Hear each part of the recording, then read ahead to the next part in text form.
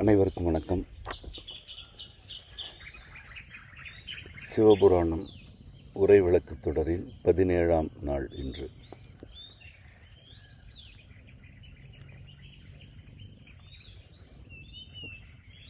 வல்வினையேன் தன்னை மறைந்திட மூடிய மாய இருளை அறம்பாவம் என்னும் அருங்கயிற்றார் கட்டி புறந்தோல் போர்த்தெங்கும் புழு அழுக்கு மூடி மலஞ்சோறும் 9 வாயிற்குடிலை மலங்க புலனைந்தும் வஞ்சனையைச் செய்ய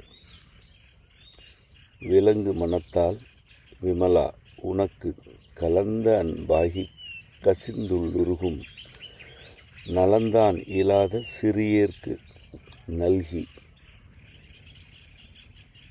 நிலந்தன்மேல் வந்தருளி நீழ்கடல்கள் காட்டி ஞாயிற்கடையாய் கிடந்த அடியேற்கு தாயிற் சிறந்த தயாவான தத்துவனே.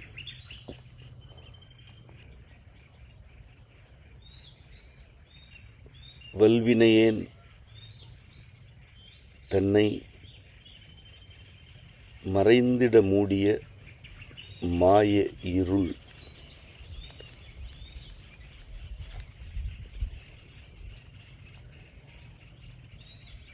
என்பது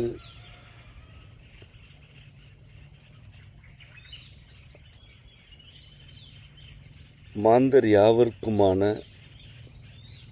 மாயை குறித்த கொள்கையின் சுருக்கம்.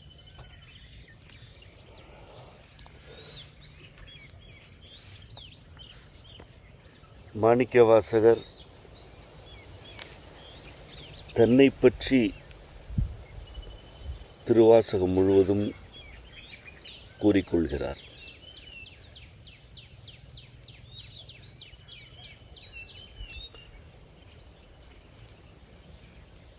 அவ்வாறு கூறும் கருத்துகள் யாவர்க்கும் உரியவை.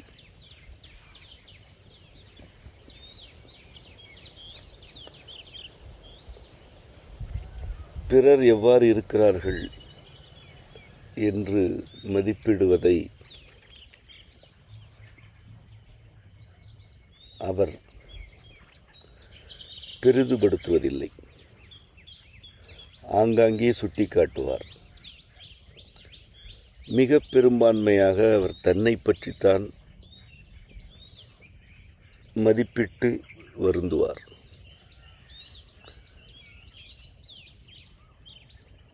உண்மையின் வழியில் செல்வோர்க்கு அதுவே இயல்பானது.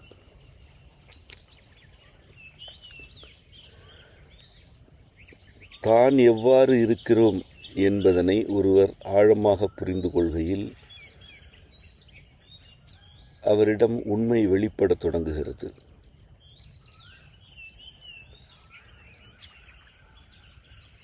அது உண்மை என்பதனால்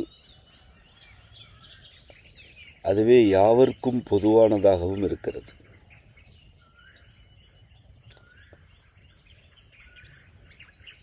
ஒன்று உண்மை என்றால்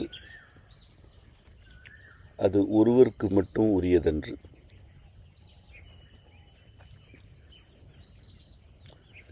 அந்த உண்மையை விளங்கிக் கொள்ள வேண்டும் எனும் விருப்பம் இருந்தால்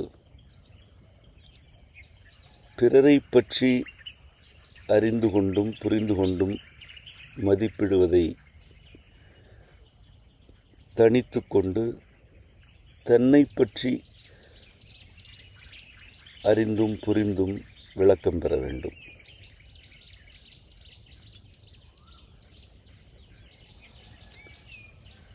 வல்வினையேன் என அவர் தன்னை அழைத்துக் கொள்கிறார்.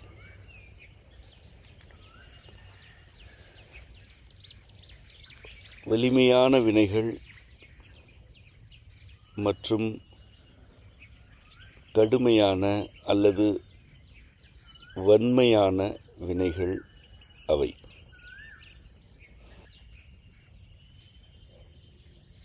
ஒரு மாய இருள் என்னை மூடி மறைத்து கொண்டிருக்கிறது என்கிறார்.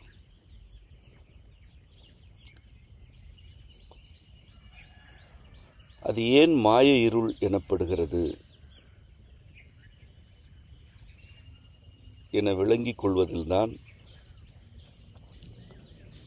இந்த கொள்கையின் நுட்பம் பொதிந்திருக்கிறது.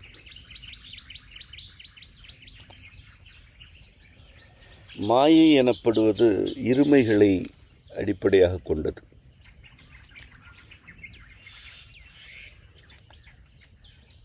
இது சரி என்றால் இது தவறு என்ற கருத்து அதன் உடனேயே இருக்கும். இது நன்மை என்றால் இது தீமை என்று சுட்டிக்காட்டி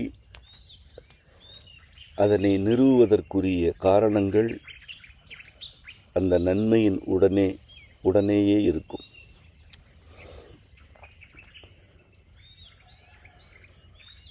ஒன்றை செய்ய வேண்டும் எனும் துணிவு இருந்தால் செய்ய வேண்டாம் என்ற தயக்கமும் அச்சமும் அந்த துணிவின் ஒரு அங்கமாகவே இருக்கும்.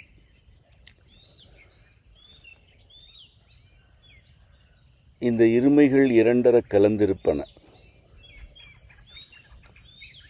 ஒவ்வொரு மனிதரும் இந்த இருமைகளில் ஏதேனும் ஒன்றை பற்றி கொண்டு வலிமையாக வினைப்பட வேண்டும். இது நன்மை என்று கருதி செய்ய முற்படுகையில் இது தீமை என்று உரைக்கும் கருத்துகளும் இருக்கின்றன. ஒன்று தன் வலிமையை திரட்டிக்கொண்டு இது நன்மைதான் என்று செய்து முடிக்க வேண்டும். அவ்வாறு செய்கையில் இது தீமை என கூறப்பட்ட கருத்துக்களை எதிர்க்க வேண்டியிருக்கிறது அல்லது அவற்றை அகற்ற வேண்டியிருக்கிறது. இதுதான் வல்வினை. வலிமையை திரட்டாமல் எந்த ஒரு பக்கத்திலும் நின்று எதனையும் செய்ய இயலாது.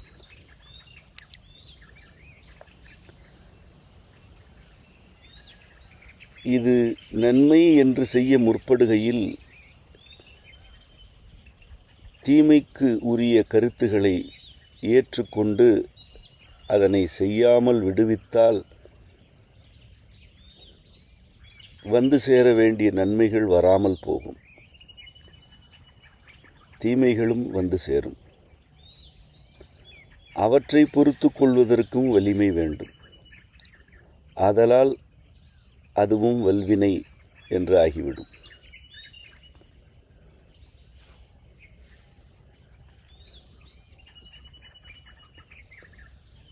ஒரு மாய இருள் வல்வினைகளில் ஈடுபடும்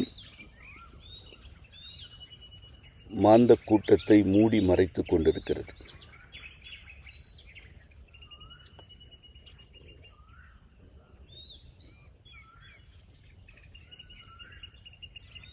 இதை எவரும் தனிப்பட்ட முறையில் அல்லது தன்னளவில் தவிர்க்க வாய்ப்பே இல்லை.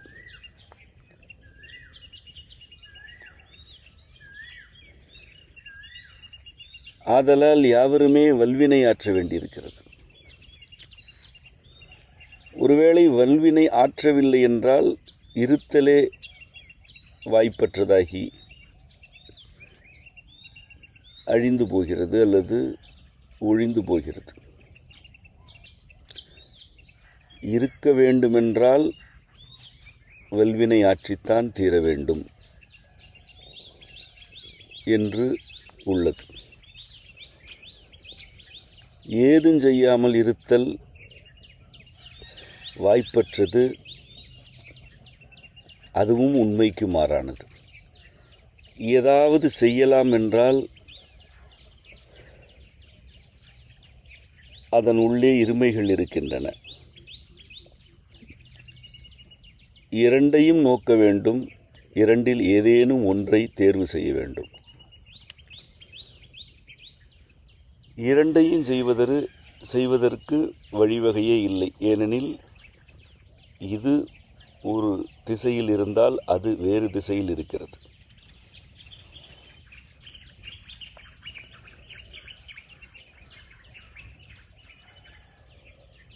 இந்த மாய இருள் வல்வினை ஆற்றுவோரை மூடி மறைத்து வைத்திருக்கிறது.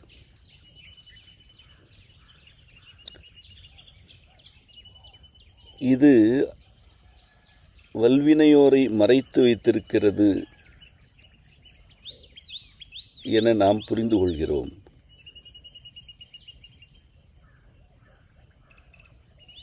எதிலிருந்து இது மறைக்கிறது? எதனை நாம் காண்பதற்கு தடையாக இந்த மாய இருள் இருக்கிறது? அதனைத்தான் இந்த கருத்து தொகுப்பின் இறுதியில் கூறுகிறார். நிலந்தன்மேல் வந்தருளி நீழ்கழல்கள் காட்டி என்ற அடியில்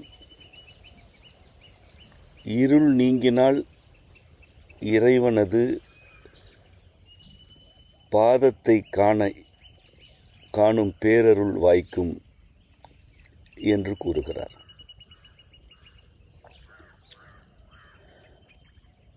அந்த இருளை நாமே நீக்கிக் கொள்ள இயலுமா என்றால் அதுவும் நிகழாது.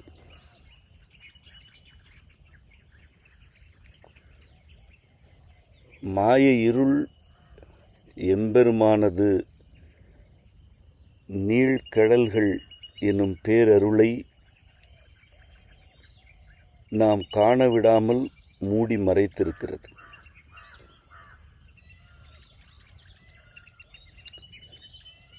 இந்த மாய இருளை நாமாக அகற்றி நீக்கி அவனை காண்பதற்கும் வழியில்லை.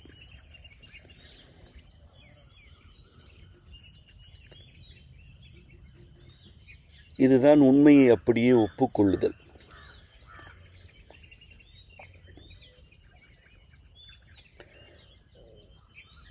இதனை பிறர் மீது மதிப்பீடாக சுமத்தாமல் மாணிக்கவாசகப் பெருமான் தன்மீதே தான் சுமத்திக் கொள்கிறார். வல்வினையேன் என்று தன்னை கூறிக்கொள்கிறார்.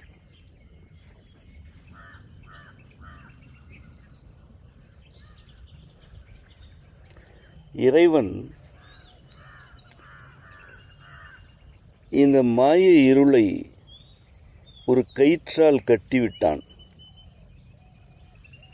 அந்த மாய இருளுக்கு என்று ஒரு வரம்பினை அவன் வகுத்து வைத்திருக்கிறான். அது மேலும் மேலும் விரிவடைந்து கொண்டே செல்லாத வண்ணம் அதன் எல்லையை ஒரு கயிற்றால் கட்டி இறுக்கி வைத்திருக்கிறான். அந்த கயிறு அறம்பாவம் எனும் இரு முனைகள் கொண்டது. ஒரு கயிறு இரு முனைகளை கொண்டிருக்கிறது. இந்த இரு முனைகளுக்கும் இடையில் நீண்ட தொலைவு இருக்கிறது.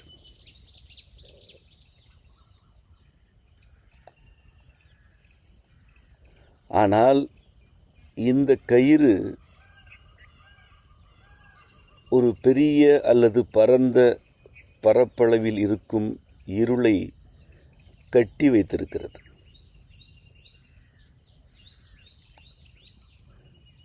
இக்கயிற்றின் ஒரு முனை அறம், மறுமுனை பாவம்.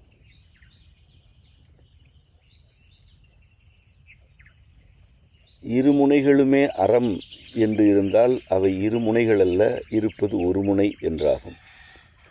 அது எப்படிப்பட்டதென்றால், ஒரு கயிறு தன் இருமுனைகளையும் ஒன்று சேர்த்து தனக்குத்தானே முடிச்சு போட்டு வைத்து கொள்வது போன்றது. கயிறு தன்னைத்தானே கட்டிக்கொள்வதற்கு இருக்கவில்லை, அது வேறு ஒன்றை கட்டுவதற்காக இருக்கிறது.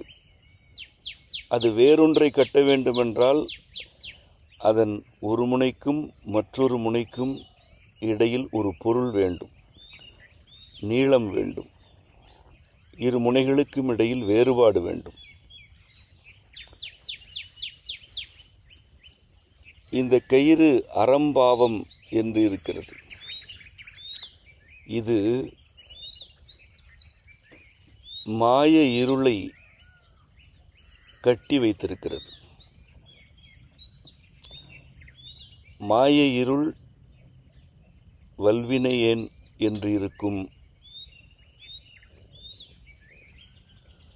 மாணிக்கவாசக பெருமானை மறைத்து மூடிக்கொண்டிருக்கிறது. அந்த இருள் மேலும் மேலும் பெருகா வண்ணம் ஒரு கயிறு அதனை கட்டிவிட்டது.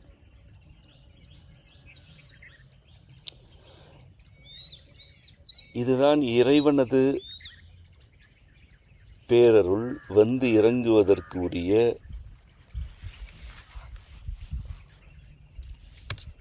முதல் நிலை.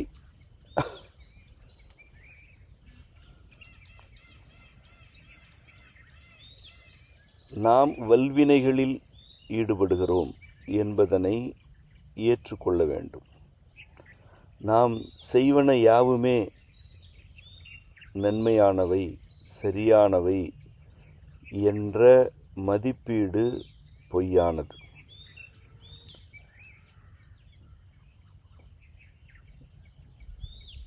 நாம் மாய இருளுக்கு உள்ளேதான் இருக்கிறோம் என்பதனை ஒப்புக்கொள்ள வேண்டும். இந்த மாய இருள் மேலும் மேலும் விரிந்து பெருகி நம்மை மூழ்கச் செய்துவிடக்கூடாது என்பதற்காகவே இறைவன் அதனை ஒரு கயிற்றால் கட்டி வைத்திருக்கிறான். இதனை விளங்கிக் கொள்ள வேண்டும்.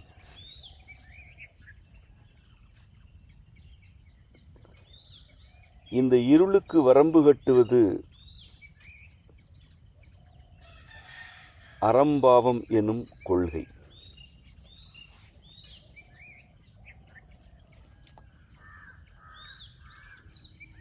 அறம் வேறு, பாவம் வேறு என்பதுதான்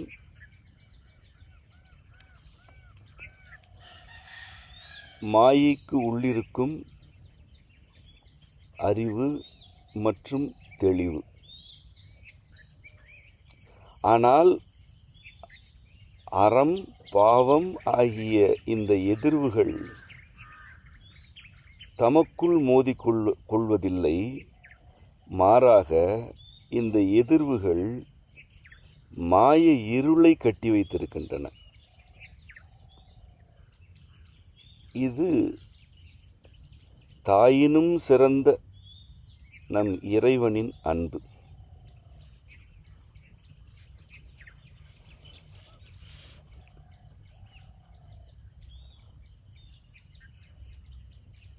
அறம் மட்டுமே புரிந்து கொண்டிருக்க வேண்டும் என ஒருவர் கருதுகிறார்.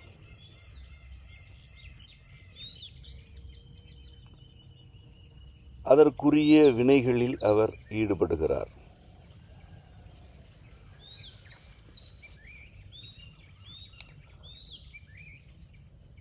அவருடைய ஒவ்வொரு வினையின் விளைவுகளையும் நோக்குகிறார்.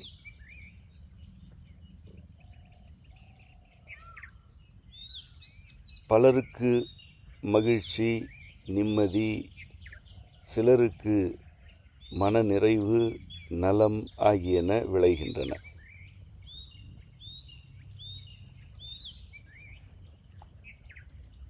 நாம் அறம் செய்து கொண்டிருக்கிறோம், விளைவுகள் சிறப்பாக இருக்கின்றன என அவர் கருதுகிறார்.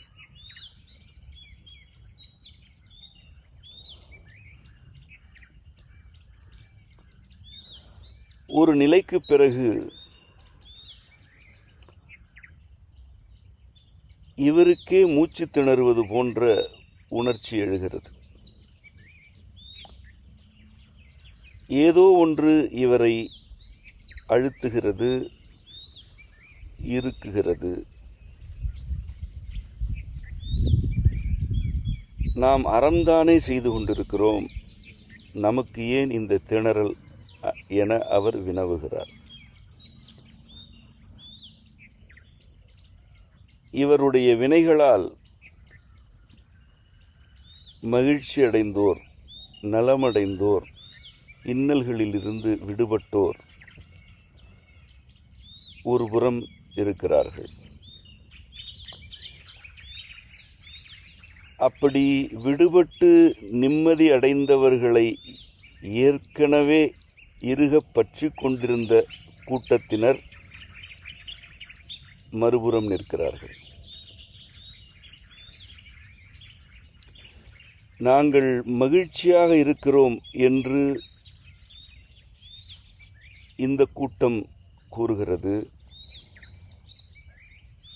இந்த மகிழ்ச்சி எங்களிடமிருந்து பிடுங்கப்பட்டது, அதனை நீதான் பிடுங்கி அங்கு கொடுத்தாய் என்று மற்றொரு கூட்டம் கூறுகிறது. விடுபட்ட கூட்டத்தினர் நீங்கள்தான் அறத்தின் வழி நிற்கிறீர்கள் என்கிறார்கள். இவர்களை ஏதோ ஒரு வகையில் பிடித்து வைத்திருந்த, பயன்படுத்தி கொண்டிருந்த கூட்டத்தினர், நீ ஒரு பாவி, எங்களுக்கு துயரத்தை விளைவித்தது நீதான் என்கிறார்கள். இவர், நாம் நன்மைதானே செய்தோம் என்ற கேள்வியோடு இரண்டு கூட்டத்தினரிடமும் எண்ணத்தால், கருத்துகளால் நுழைகிறார்.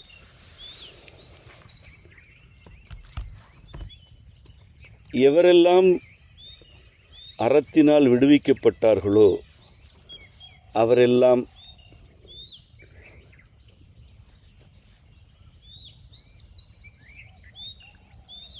இந்த விடுதலைக்கு முன்னர் பல மனிதர்களை, பொருட்களை, அறிவு சார்ந்த கருத்துக்களை சார்ந்து இருந்தவர்கள். அவை யாவற்றிலிருந்தும் இவர்கள் விடுபடுகையில் இவர்கள் எவற்றை எவரவரை சார்ந்திருந்தார்களோ அவையும் அவரவரும் தங்களுக்கு அநீதி இழைக்கப்பட்டது என கதறுவதை இந்த அறம் செய்தவர் உள்வாங்குகிறார். அப்படி அவர்கள் கதறுவதில் நீதி இருக்கிறதா என நோக்குகிறார்.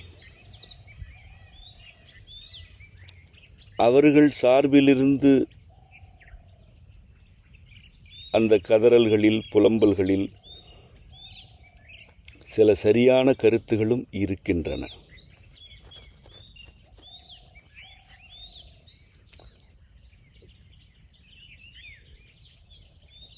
அந்த சரியான கருத்துகளுக்காக அவர்களுக்கு எதனை ஈடாக கொடுக்க இயலும் என பார்க்கிறார். அவர்களிடமே கேட்கிறார். எங்களுக்கு வேறு எந்த ஈடும் தேவையில்லை, எவரவரை எம்மிடமிருந்து விடுவித்தீர்களோ அவர்கள்தான் எங்களுக்கு ஈடாக வேண்டும் என்றுதான் அவர்கள் கூறுகிறார்கள்.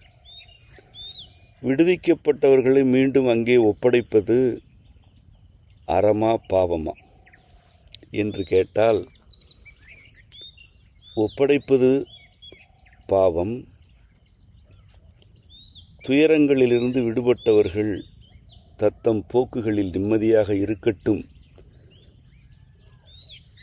என்ற தீர்வை எட்டுவது அறம் என இவர் கருதுகிறார்.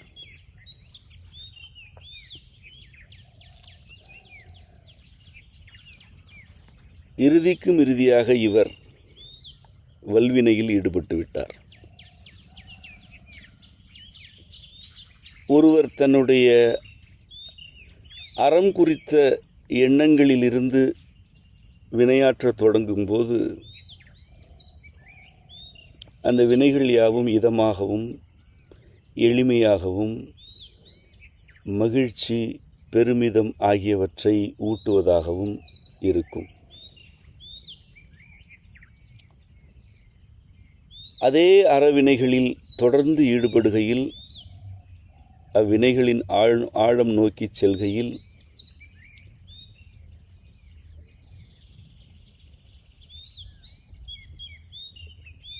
பாவம் என்று கருதத்தக்க பல வினைகளில் அவர் ஈடுபடுவதை அவரால் தவிர்க்கவே இயலாது.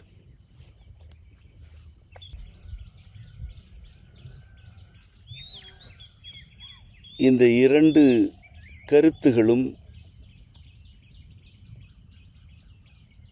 ஒன்றுடன் ஒன்று கலந்து இருந்தால் கூட,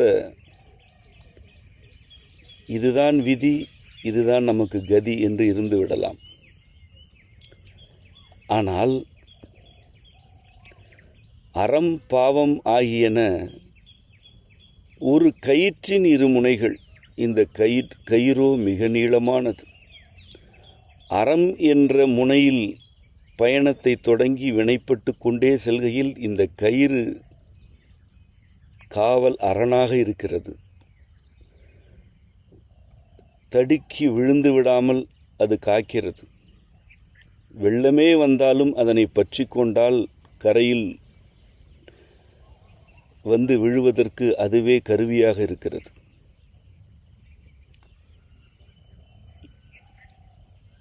அறம் எனும் கயிற்றைத்தான் நாம் பற்றி கொண்டிருக்கிறோம் என அவர் மேலும் மேலும் அக்கயிற்றினை பிடித்தவாறு பயணிக்கையில்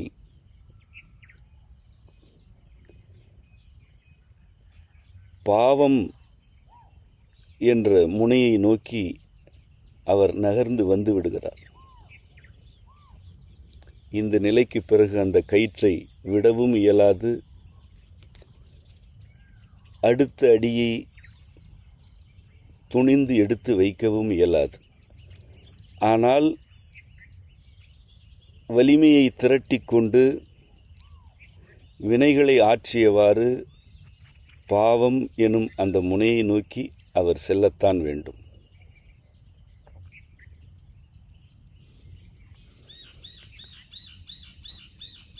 இந்த இருமைகளை அழிப்பவர் எவரும் இல்லை. இந்த இருமைகளை சுருக்கி இரண்டும் ஒன்றுதான் என்று ஆக்குபவரும் எவரும் இல்லை. ஏனென்றால் இந்த இருமைகள் மாய இருளையே கட்டி வைத்திருக்கும் ஒரு கயிற்றின் இரு முனைகள்.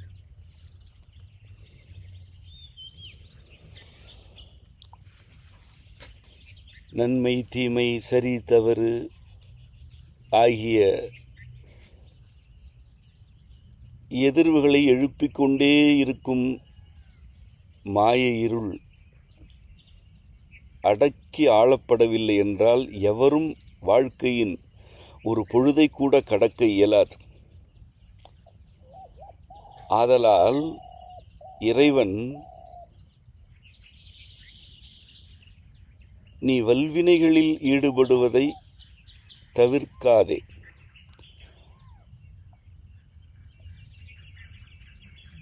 அறத்திற்காக வினைப்படு.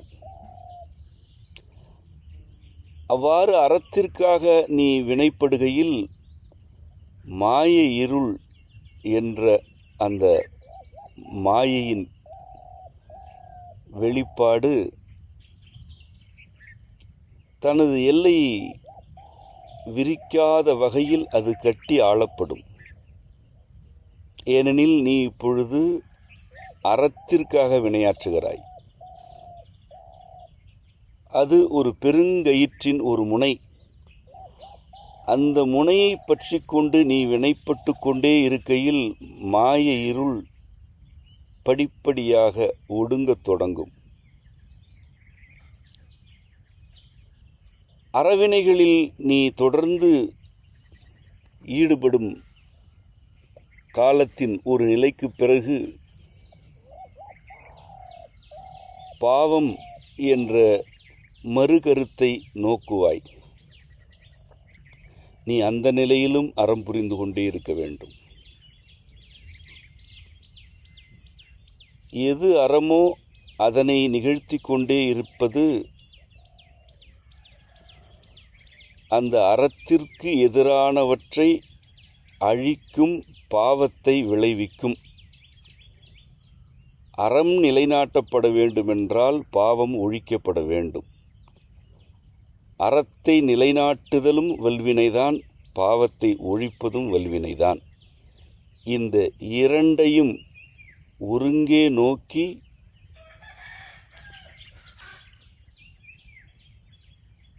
மாய இருளை சுருட்டி ஒரு பாய்போல் கட்டும்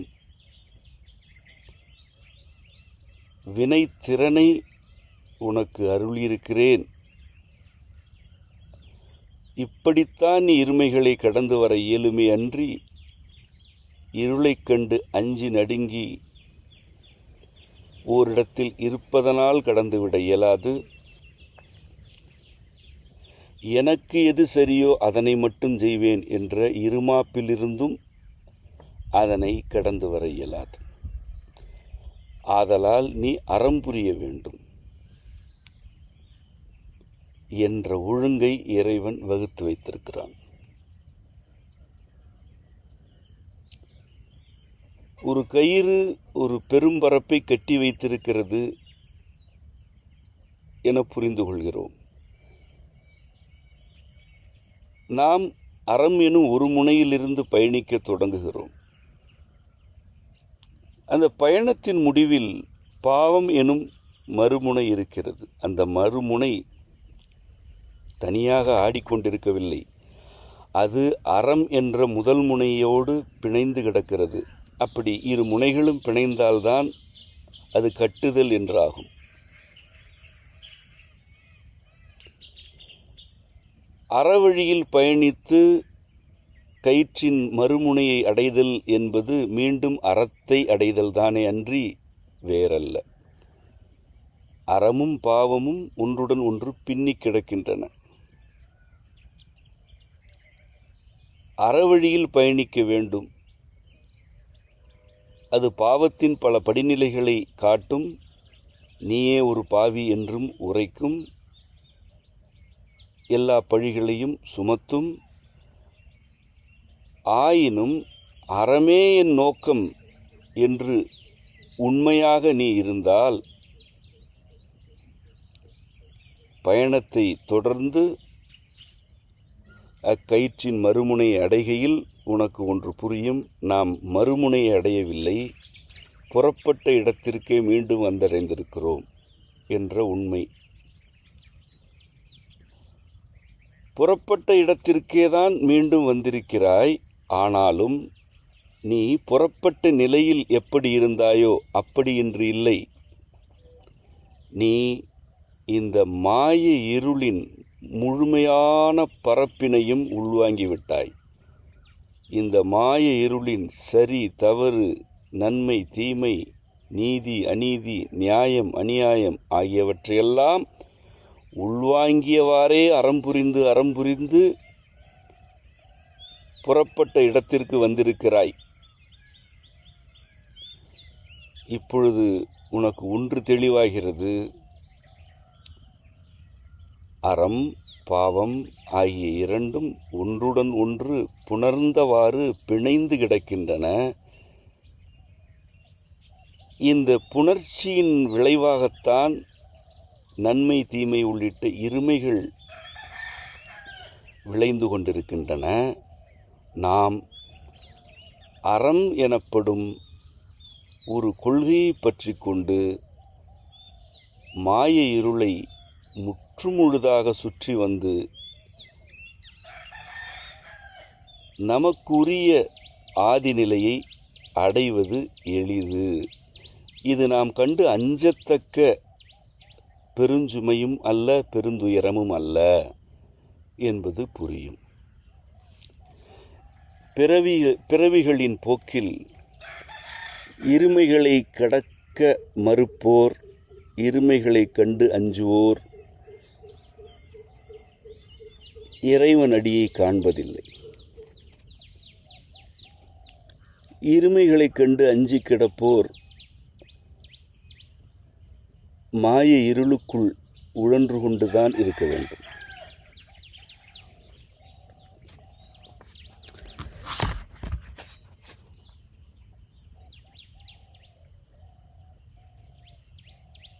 அறம்பாவம் என்னும் அருங்கயிற்றால் கட்டி புறந்தோல் போர்த்தெங்கும் புழு அழுக்கு மூடி மலஞ்சோறும் 9 வாயிற்குடிலை மலங்க புலனைந்தும் வஞ்சனையைச் செய்ய.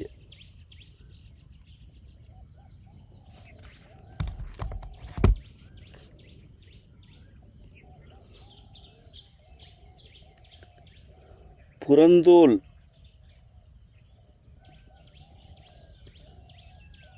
நம் உடல்களில் போர்த்தப்பட்டிருக்கிறது.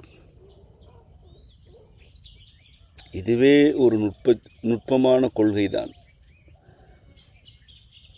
தோல் எனப்படுவது புறத்தில்தான் இருக்கிறது என கருதுதல் பிழை. ஒவ்வொரு உறுப்பிற்கும் தோல் உண்டு. அதன் உள்ளிருக்கும் செல் கூட்டமைவிற்கும் தோல் உண்டு. புறந்தோல் என்று தெளிவாக கூறுகிறார். அந்த புறத்தில் போர்த்தப்பட்டிருக்கும் தோல் உள்ளிருக்கும் புழு அழுக்கு ஆகியவற்றை மூடி வைத்திருக்கிறது.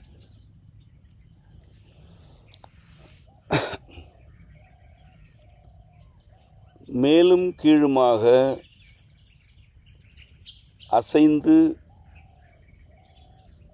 உழும் தன்மை கொண்ட சிற்றுயிர்கள் யாவுமே புழு எனும் வகையைச் சேர்ந்தவை.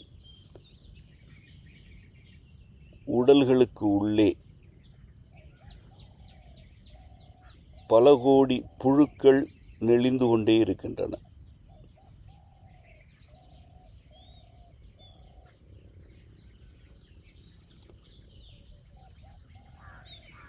இவ்வாறான புழுக்களின் தொகுப்புதான் உடல் என்று கூறினால் அது உண்மையின் ஆழம். புறந்தோல் வேறு தோற்றத்தை காட்டும். அது அழகு, பொலிவு, நேர்த்தி, திறன், வெவ்வேறு உணர்ச்சிகள் ஆகியவற்றை காட்டும். உள்ளிருப்பவை புழுக்கள் என்பது உண்மை. இந்த புழுக்களுக்கு உணவு வேண்டும். அதுதான் புறந்தோலுக்கு உள்ளிருக்கும் அழுக்கின் தொகை. உள்ளே இருப்பவை யாவும் புழுக்கள், அவை உணவாக கொள்பவை யாவும் அழுக்குகள். புறந்தோல் இவற்றையெல்லாம் மறைத்து வைத்திருக்கிறது.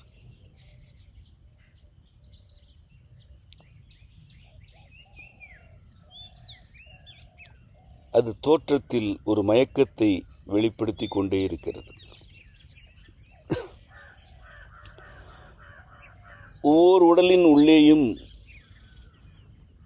வேட்டை நிகழ்ந்து கொண்டிருக்கிறது. புழுக்கள் ஒன்றுடன் ஒன்று முட்டி மோதி நெளிந்து வல்வினைகளில் ஈடுபட்டு கொண்டே இருக்கின்றன. ஒன்று மற்றொன்றை தன் உடலின் வழியாக அப்படியே உள்வாங்கி அடுத்த நிலை வளர்ச்சி அடைந்து பெருகுகிறது. அவ்வாறு பெருகும் ஒன்றை மற்றொன்று உள்வாங்கி அடுத்த நிலை வளர்ச்சி அடைகிறது. இது இடையறாமல் உடல்களுக்கு உள்ளே நிகழ்ந்து கொண்டிருக்கிறது.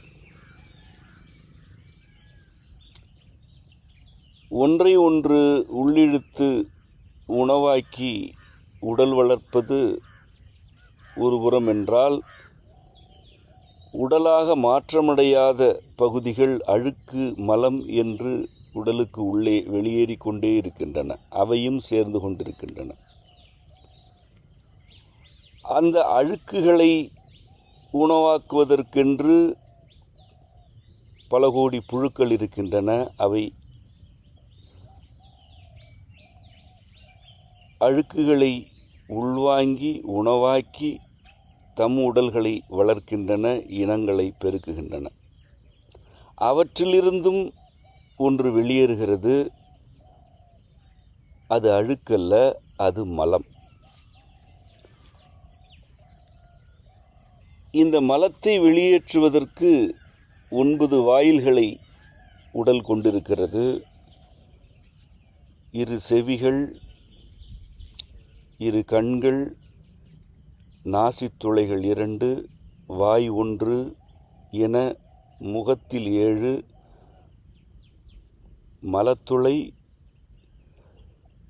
புணர்ச்சிக்குரிய மற்றும் நீர் வெளியேற்றத்துக்குரிய துளைப்பகுதி என கீழே 2, 9 வாயில்கள் மலத்தை உடலில் இருந்து வெளியேற்றிக் கொண்டிருக்கின்றன. இவை வெளியேற வேண்டும் என்பது உடலுக்குரிய ஒழுங்கு. இவற்றை வெளியேற்றுவதற்கு உள்ளே புழுக்கள் வல்வினைகளில் ஈடுபட்டு கொண்டுதான் இருக்கின்றன. உடலில் எந்த பகுதியில் மலம் சேர்ந்தாலும் அதனை உணவாக்குவதற்குரிய ஒன்று அதிலிருந்தே பிறந்து வருகிறது.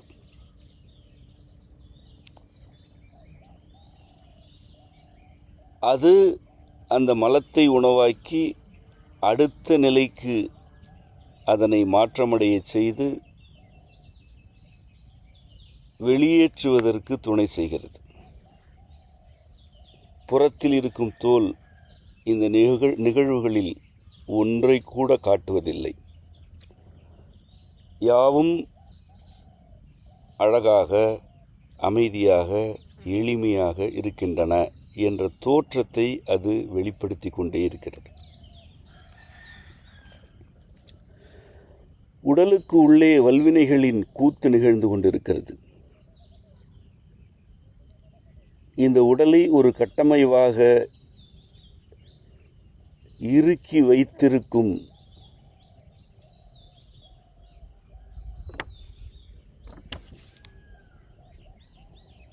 புறந்தோல் அந்த கூத்தினை முழுமையாக மறைத்து கொண்டிருக்கிறது.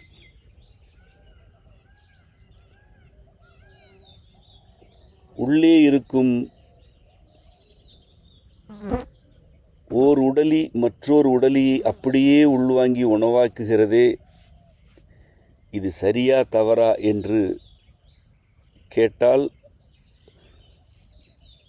ஆம் என்றோ இல்லை என்றோ விடையளிக்கும் அறிவு எவருக்கும் இல்லை. எக்காலத்திலும் அது வாய்க்கப் போவதில்லை. உள்ளே நிகழும் கூத்தினுள் அறம் மிகுதியா பாவம் மிகுதியா என கேட்டால், என் உடல் நலமாக இருப்பதற்கு எது நிகழ வேண்டுமோ அது நிகழ்ந்தால் அறம், என் உடல் நோயுறுவதற்கு உரிய எது நிகழ்ந்தாலும் அது பாவம் என்றுதான் எவரும் சொல்வார். ஆனால் ஒருவரது உடல் நலமாக இருக்க வேண்டும் என்றால் வரம்பிற்கு உள்ளே கட்டுப்படுத்தப்பட வேண்டிய புழுக்கள் அழிக்கப்பட வேண்டும். அவை பெருகாவண்ணம் உடல் நலத்தை முன்னெடுக்கும் அல்லது உடலுக்குரிய அறத்தை முன்னெடுக்கும் புழுக்கள் ஓங்கி வினையாற்ற வேண்டும். ஒருவேளை உடலுக்கு தீங்கிழைக்கும் புழுக்கள் பிறப்பதே நின்று போனால் அப்பொழுதும் இந்த உடல் நோயுறும், பிணியுற்று சிதையும். ஏனெனில் எவை உடல் நலத்தை கெடுக்கும் புழுக்கள் என கருதப்படுகின்றனவோ அவைதாம் மிகுதியாக தேங்கிய அழுக்கு மற்றும் மலத்திலிருந்து வெளிப்படுவன. அந்த புழுக்கள் முழுமையாக ஒழிந்துவிட்டால் மலமும் அழுக்கும் அப்படியே தேங்கி உடல் அழுகி போகும். அழுக்கினை உணவாக்குவனவும் வேண்டும், அவை பெருகாத வண்ணம் வரையறுத்து அவற்றை கட்டுப்படுத்தி அவற்றின் செயல்கள் மிகுந்தால் அவற்றை அழிப்பதற்குரியனவும் வேண்டும். இந்த அறமும் பாவமும் போர்த்தப்பட்டிருக்கும் புறத்தோலுக்கு உள்ளே ஒவ்வொரு கணமும் வல்வினைகளாக கூத்தாடி கொண்டிருக்கின்றன. இந்த கூத்துகளின் விளைவாக உடல் வளர்கிறது. மற்றொரு விளைவாக மலம் 9 துளைகள் வழியாக வெளியேறி கொண்டிருக்கிறது. 9 வாயில் கொண்ட குடில் என்று மாணிக்கவாசகப் பெருமான் இதனை கூறுகிறார். குடில் எனப்படுவது வீடு எனும் கட்டமைப்பின் ஒரு வகை. இந்த உடலே வீடுதான். இந்த உடல்தான் உயிருக்கு உறைவிடம். ஆதலால் இந்த உடலுக்கு உள்ளே இருக்கும் உயிர் தன்னை நான் என அறிந்து கொண்டு ஆணவம் பெற்று வல்வினைகள் எனும் கன்மத்தில் ஈடுபட்டு எனக்கு உள்ளிருப்பவை வேறாகவும் என்னை போர்த்தி இருக்கும் புறந்தோல் வேறாகவும் இருக்கின்ற மாயையை அறிந்து கொள்கிறேன் என்ற நிலைக்கு வருகிறது. உடலின் உள்நிகழ்வுகளையும் அதன் புறத்தோற்றத்தையும் ஆழ்ந்து சென்று நோக்கினாலே ஆணவம், கன்மம், மாயை ஆகிய 3 கருத்துகளையும் எளிதாக, மிக எளிமையாக விளங்கிக் கொள்ளலாம். மாணிக்கவாசகப் பெருமான் இவ்வாறு தன் உடலின் உள் நிகழ்வுகளையும் ஆழ்ந்தும் நுட்பமாகவும் உணர்ந்தவர். திருவாசகமெங்கும் இவ்வாறான கருத்துக்களை அவர் போகிற போக்கில் உதிர்த்துவிட்டு செல்கிறார். அவர் உதிர்த்தவற்றை நாம் பொறுக்கி எடுத்துக்கொள்வதே பெரும்பேறு என்று இருக்கிறோம்.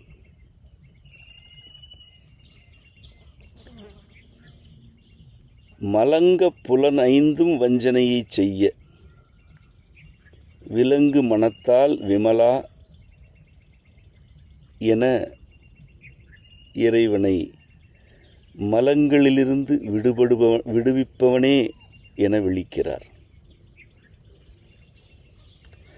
மலங்க புலன் 5 வஞ்சனையை செய்கின்றன. இதில் மலங்கள் என்பது குழப்பமாக, கலக்கத்துடன் இருத்தல். அலங்க மலங்க அடித்தல் என்று கூறும் வழக்கு இன்றும் இருக்கிறது. தெளிவு அடையாத வண்ணம் ஒன்றை குழப்பிக்கொண்டே இருந்தால் அது மலங்கச் செய்தல்.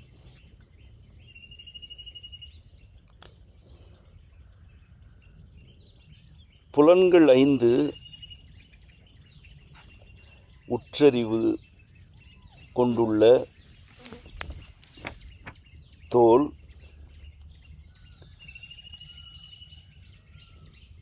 நாக்கு, மூக்கு, கண், செவி ஆகியன அவை. இவற்றில் நாவு, வாய் என்று வளர்ச்சியடைந்து விட்டது. பிற புலன்களும் மாந்த நிலையில் முதிர்ச்சி அடைந்து விட்டன. ஆதலால் இந்த 5 புலன்களும்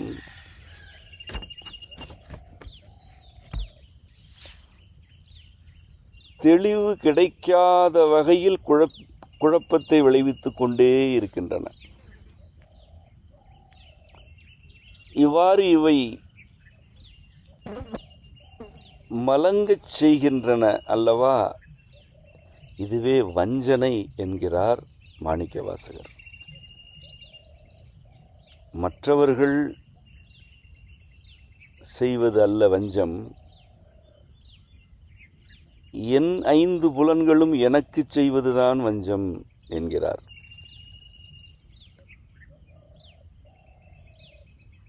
ஒவ்வொரு புலனும் ஓர் அறிவை தருகிறது. அது அறிவை தருவதோடு நின்றுவிட்டால் சிக்கல் இல்லை. ஆனால் ஒவ்வொரு புலனும் ஒவ்வொரு அறிவின் மீதும் சில உணர்ச்சிகளையும் மதிப்பீடுகளையும் முன்வைக்கிறது.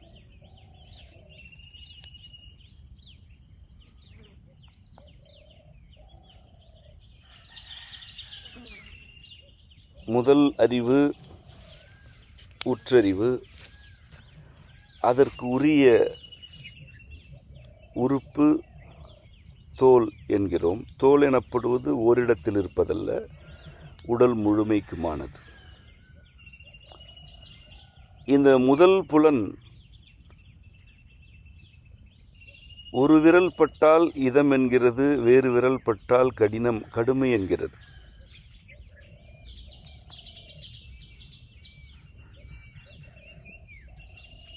ஒரு பொருள் மேலே பட்டால் ஏற்கிறது, வேறு பொருள் மேலே பட்டால் மறுக்கிறது.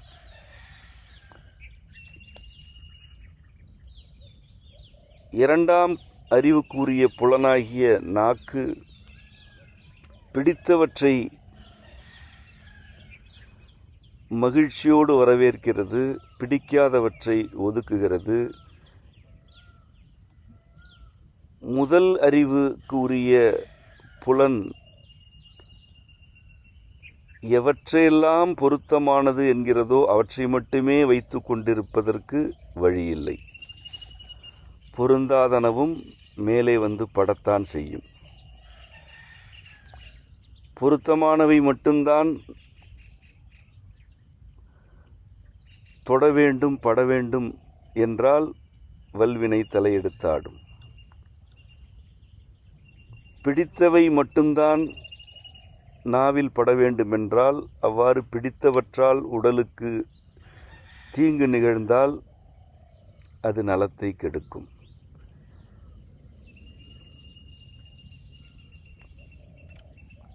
நாவு எனப்படுவது சுவைக்கு உரியது மட்டுமல்ல, அது சொற்களை உதிர்ப்பதற்கும் வெளிப்படுத்துவதற்கும் உரியது. இந்த நாவு உள்ளதை உள்ளபடி சொல்ல வேண்டும் என்பது உண்மையின் வழி. உள்ளதை உள்ளபடி சொன்னால் எதிரே இருப்பவர்களுடைய ஏற்பும் மறுப்பும் வல்வினையை தூண்டும்.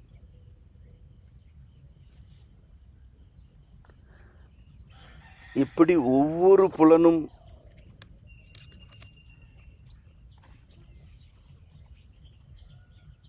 தெளிவு கிடைக்காத வகையில் மேலும் மேலும் குழப்புவதற்குரிய வினைகளில் ஈடுபடுகின்றது.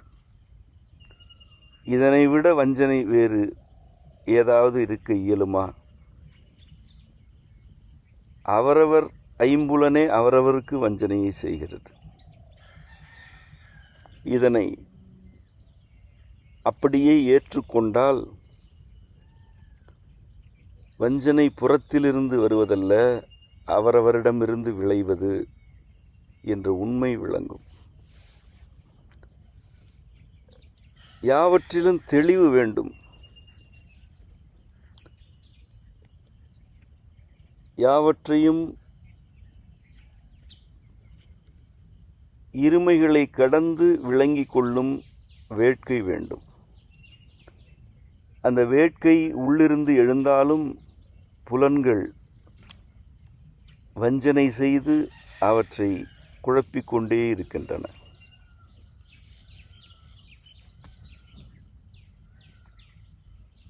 இதுதான் என் மனநிலை எனும் பொழுது இது விலங்கு மனநிலை அல்லவா?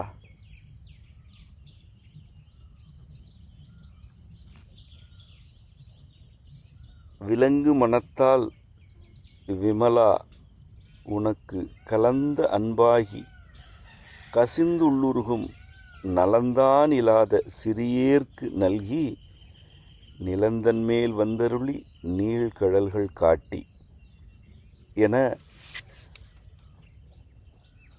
அடுத்த நிலைக்கு நம்மை அழைத்துச் செல்கிறார் மாணிக்கவாசகர். புலனைந்தும் வஞ்சனை செய்கின்றன, என் மனமோ விலங்கு மனம் என்று இருக்கிறது. விலங்கு மனம் என்பது என்ன?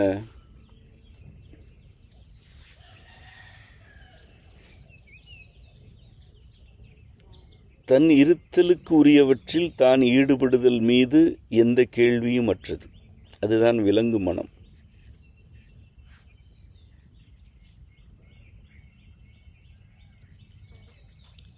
புலன்கள் ஐந்தும் வஞ்சனை செய்கின்றன.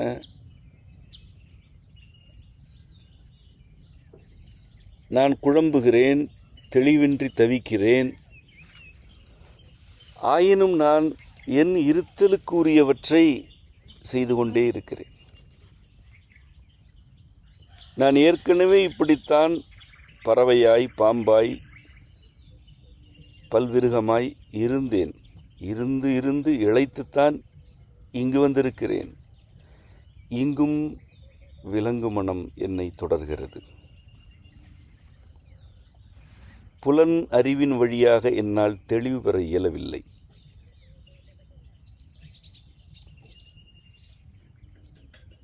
ஆதலால் விமலா,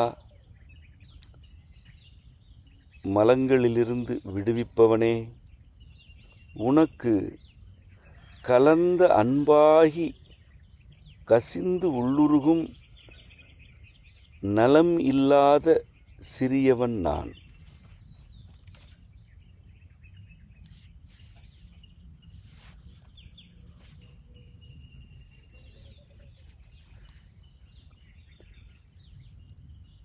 கலந்த அன்பு எனப்படுவது அன்பின் ஆழத்தை கூறும் மந்திரம்.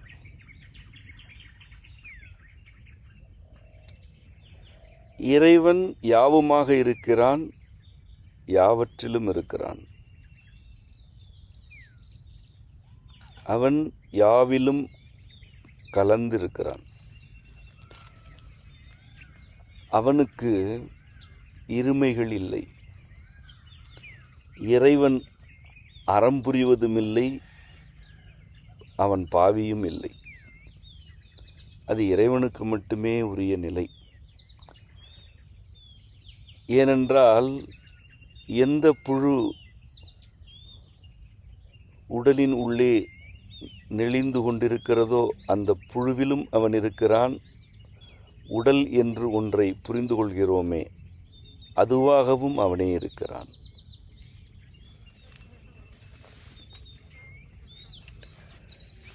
ஒன்றை ஒன்று உணவாக்கி உள்வாங்கி உடல் வளர்ச்சி அடைகிறது என நாம் அறிந்து கொள்கிறோம். உணவும் அவனே, உள்வாங்குவதும் அவனே. அடுத்த நிலை வளர்ச்சியடையும் உடலும் அவனே. யாவற்றிலும் அவன் கலந்திருக்கிறான். அதுதான் அன்பு. அந்த அன்பு இறைவனுக்கு உரியது, இறைவனுக்கு மட்டுமே உரியது. நமக்கு இருப்பது விலங்கு மனம். நம் இருத்தலுக்கு உரியவற்றை செய்து கொள்ள வேண்டும் எனும் விளைவு கொண்டது அது.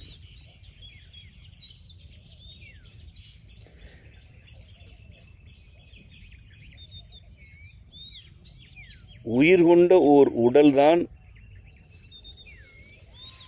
உணவு. அது எவ்வகை உடல் என்றாலும் உயிர்தான் உணவாகும்.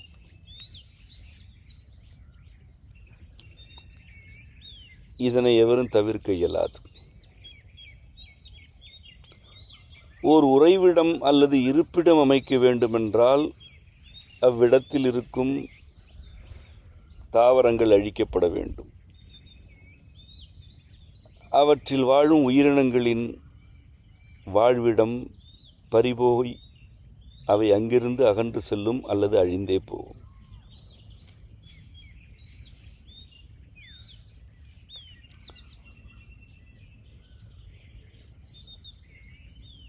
வாழ்க்கைக்குரிய தொழில் நடவடிக்கைகளில் ஈடுபட வேண்டும் என்றால் வழித்தடங்கள் அமைப்பது முதல் பணிக்கூடங்கள் அமைப்பது வரை காடு அழிக்கப்பட வேண்டும். அந்த அழிவில் தாவரங்கள் மட்டுமல்ல, அவற்றை சார்ந்திருக்கும், அவற்றையே உலகமென கொண்டிருக்கும் எண்ணற்ற உயிரின கூட்டமும் அழிந்து போகும். இதுதான் இங்கே உள்ள நிலை. இதிலிருந்து முற்றுமுழுதாக விடுபடுவதற்கு வழியில்லை. இதனை இப்படியே ஏற்றுக்கொண்டு இருப்பதற்கு மனமில்லை. ஆனால் நான் இருக்கிறேன் என்றாலே ஏதோ ஒரு வகையில் இதனை ஏற்றுக்கொண்டேன் என்றுதான் பொருள். இதுதான் விலங்கு மனம்.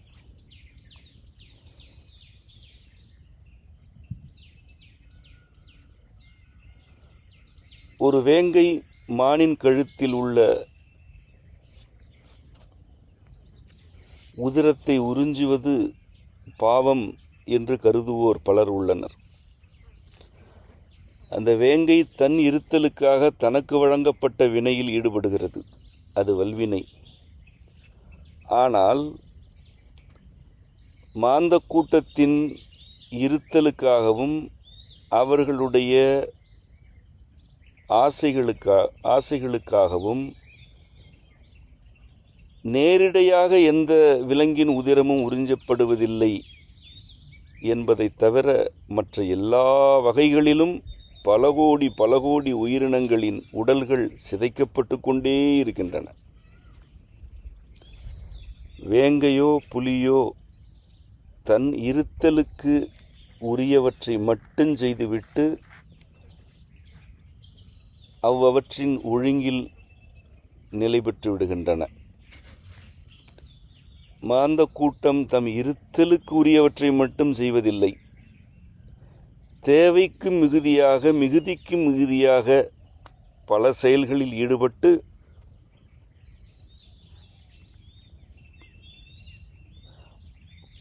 அறத்திற்கு புறம்பாக கருத்துக்களை வளர்த்தெடுத்து விட்டது. இது இன்றைய நிலை. மாணிக்கவாசக பெருமான் இறைவனது குழந்தை. அவர் 5 புலன்கள் வெளிப்படுத்தும் கருத்துகள், மதிப்பீடுகள் ஆகியனவே வஞ்சனை என்று புலம்புகிறார். தன் உடலில் உள்ள புலன்களே தனக்கு வஞ்சனை செய்கின்றன என்கிறார். அதுவே விலங்கு மனம் என்று அவரால் வருந்தத்தக்க அளவிற்கானதாக உள்ளது.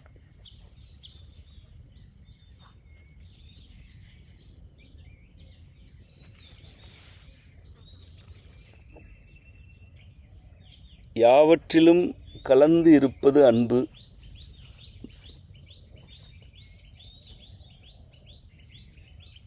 அவ்வாறு யாவற்றிலும் கலந்து அவை யாவற்றுக்குமாக கசிந்து உள்ளே உருகுதல் நலம். அதுதான் நலமாக இருக்கும் மனம்.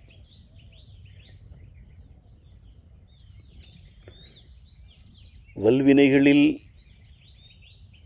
ஈடுபடுவதே ஒழுங்கு என்று ஆகிவிட்டது. இருப்பதே விலங்கு மனம் என்று புரிந்துவிட்டது. யாவற்றிலும் கலந்து இருந்து அவை யாவற்றுக்குமாக கசிந்து உள் உருகும் நலம் கொண்ட மனம் எனக்கு இல்லை. அதனால் நான் சிறியவன். இந்த சிறியவனுக்கும் நீ நல்கினாய். எதனை நல்கினாய்? நலத்தை நல்கினாய். ஏனென்றால் நீ யாவற்றிலும் கலந்திருக்கிறாய். கலந்து அன்பாகி கசிந்து உருகுபவன் என் தந்தையே நீதான். எந்த நலமும் இல்லாத வல்வினேன் நான் சிறியவன். எனக்கு இருப்பது விலங்கு மனம்.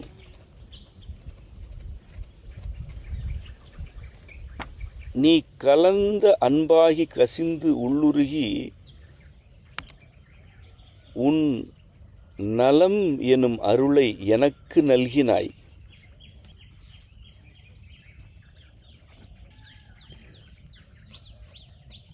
நீ எப்படி நல்கினாய்? நிலம்தன்மேல் வந்து அருளினாய்.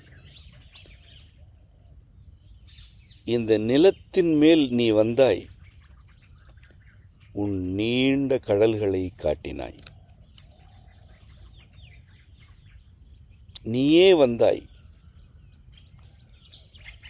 நான் அதனை கண்டேன்.